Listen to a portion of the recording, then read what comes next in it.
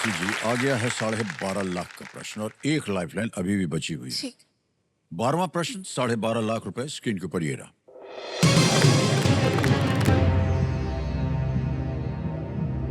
राज्यों की संख्या के संदर्भ में किस भारतीय उच्च न्यायालय का क्षेत्राधिकार सबसे बड़ा है?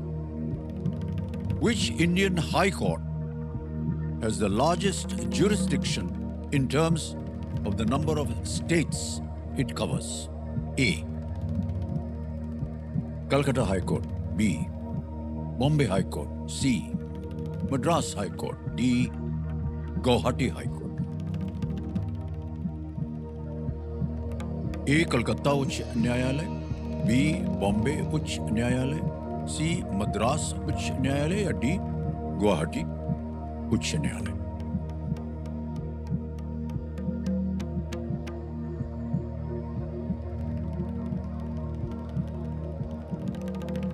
उनका क्षेत्राधिकार जो है सबसे बड़ा है। सर गुवाहाटी हाई कोर्ट लग रहा है, क्योंकि हो सकता है कि नॉर्थ ईस्ट में जो 7 सिस्टर्स हैं उनका ये कवर करता हो गुवाहाटी हाई कोर्ट, तो ये मुझे लग रहा है।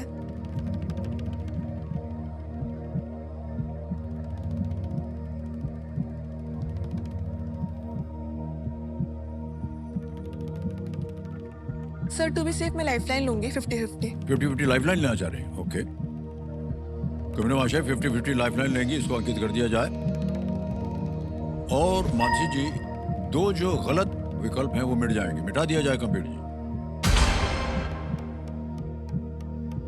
सर मैं डी गुवाहाटी हाई कोर्ट के साथ लॉक करना चाहूँ। डी के साथ जाना चाह रहे हैं गुवाहाटी हाई कोर्ट। लगा दें ताला? हाँ जी सर। डी पे ताला लगा जाए।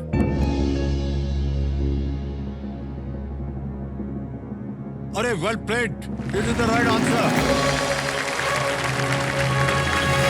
आप जा भी नहीं थे, आपका ध्यान उधर जा रहा था। तो मुझे वही लगा था कि 7 सिस्टर्स है हमारा नॉर्थ ईस्ट में और उनका गुवाहाटी में है। मतलब मैंने पढ़ा था कहीं, बट टू बी सेफ मैंने कहा कि लाइफलाइन ले लेते हैं। गुवाहाटी जो है उच्च न्यायालय का जुरिस्डिक्शन सबसे बड़ा है उनका, क्योंकि ये 4 राज्यों असम, अरुणाचल प्रदेश, नागालैंड और मिजोरम को कवर करता है। हाँ जी। कलकत्ता जो है 1, मद्रास 1 और बम्बई 2 को करता है। 2 को करता है। अब आपने जीत लिए हैं 12.5 लाख रुपए। बहुत बहुत बधाई आपको। अब मानसी जी, आपके पास कोई लाइफलाइन नहीं बचा है। हाँ जी। लेकिन आएगा आपके सामने 25 लाख रुपए का प्रश्न। 13वां प्रश्न आपकी स्क्रीन के ऊपर ये रहा।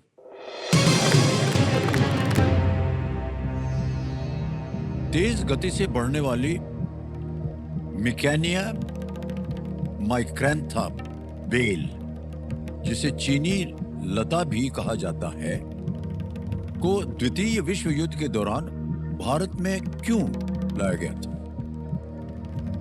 ठीक है। Why was the fast-growing vine called Micania micrantha, also called the Chinese creeper, introduced in India during World War II? Option देखिए। A. For camouflage of airfields. B. To make biofuel for fighter jets. C. As animal fodder. D. To use as ropes for tents. हवाई क्षेत्रों के छलावरण के लिए, B लड़ाकू विमानों के जैव ईंधन के लिए, सी पशु चारा के रूप में, या डी तंबुओं के लिए रस्सी के रूप में। सर मैंने ये कहीं पढ़ा हुआ लग रहा है और मुझे इसका option A for camouflage of airfields लग रहा है, बट मैं थोड़ा और सोचना चाहूंगी बाकी ऑप्शंस को देख के।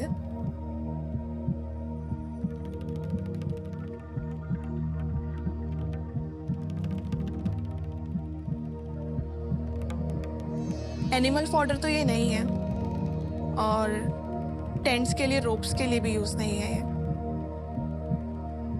रोप्स के लिए यूज करने के लिए तो इंडिया में भी काफी चीजें थी, तो वो तो ये हो नहीं सकता।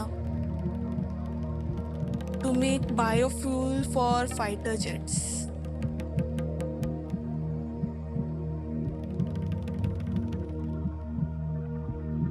Which of airfields?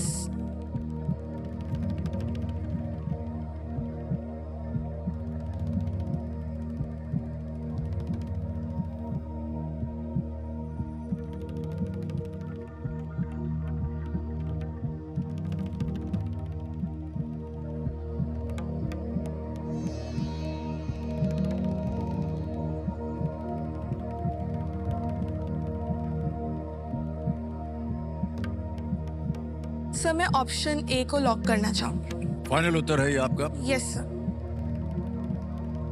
अंतिम उत्तर है और कह रही हैं A, the camouflage of airfields. हवाई क्षेत्रों के छालावरण के लिए ताला लगाया जाए ए को।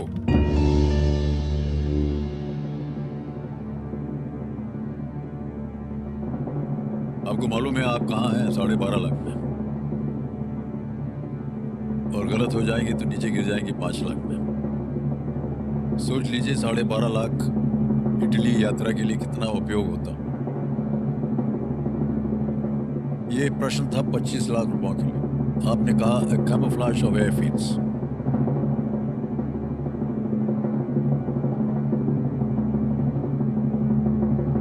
$25 लाख हो गए इनके। ये हौसले, ये हौसले।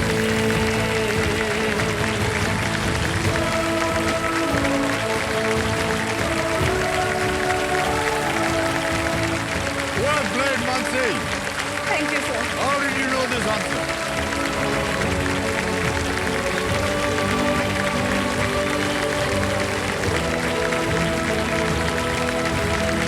Well played, well played. इस लता को हवाई अड्डों को तेजी से हरियाली से ढकने के लिए लाया गया था, जिससे उन्हें दुश्मन के विमानों से छिपाने में उनकी सहायता मिलती थी। यह है 14वां प्रश्न। बहुत सोच समझकर आपने खेला है। हाँ जी। ना मालूम हो आप क्विट भी कर सकती हैं। 25 लाख रुपए आपको मिल गए हैं। 2-3 बार आप इटली जाकर के वापस आ सकते हैं।